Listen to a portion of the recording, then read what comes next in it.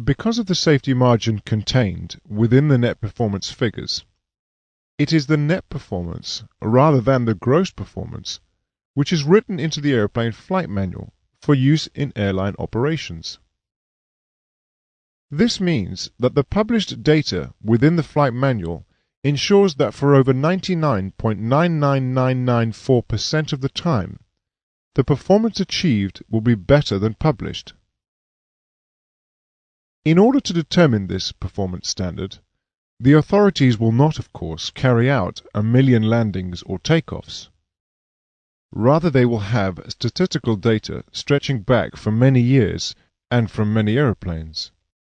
In the case of landing, this data will be plotted on a histogram, with landing distance on the bottom axis and frequency of landings on the left axis, as shown.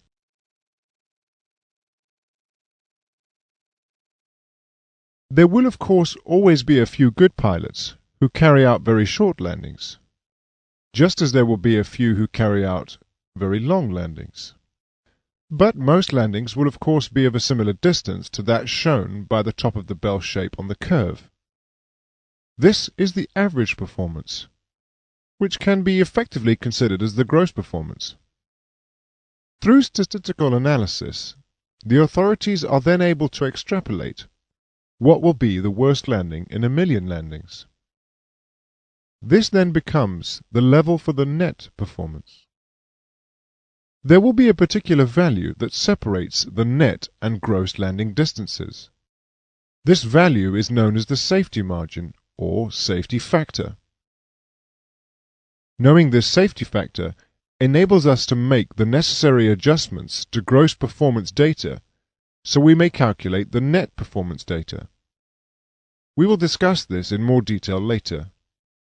If we now return to our landing illustration, we can see a little more clearly how to quantify the net performance.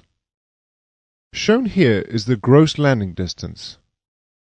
To find the net landing distance, we multiply the gross distance by the safety factor.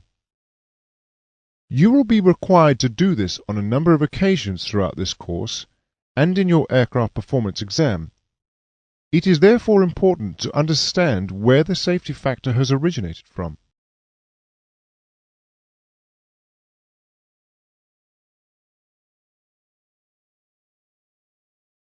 Most Class A aeroplane flight manual data has net performance. But for many Class B aeroplanes, the flight manual data is gross performance, and it will be up to you to calculate the net performance so that you can determine the actual level of safety. Be careful though. Net performance has several other names that you may come across which mean the same thing. These are scheduled performance, planned performance, or dispatch performance. In the last part of this lesson, we will confine ourselves to recognizing the difference between the gross and net performance in different phases of flight. You will recall that we calculated net performance by adjusting the gross performance by a given safety factor, always remembering that net performance is always inferior to gross performance.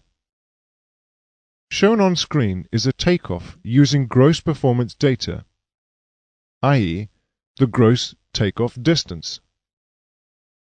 Remember that net performance will always be inferior. A takeoff of inferior performance would mean you use more runway.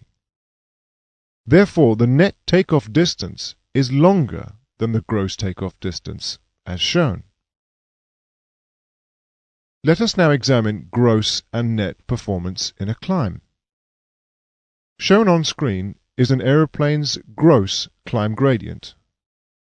From what you have learned, do you think net performance gradient will be at position 1 or position 2?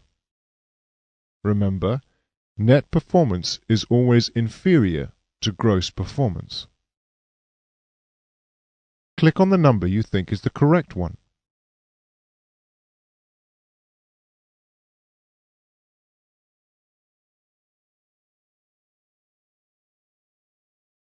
the net climb gradient would be position 2. Let us look at one more example.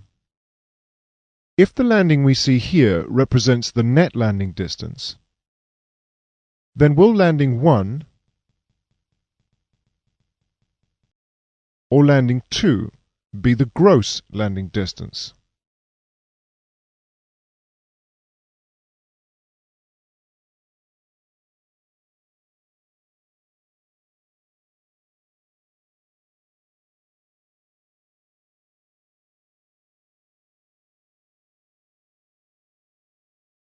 The gross landing distance is landing number 1.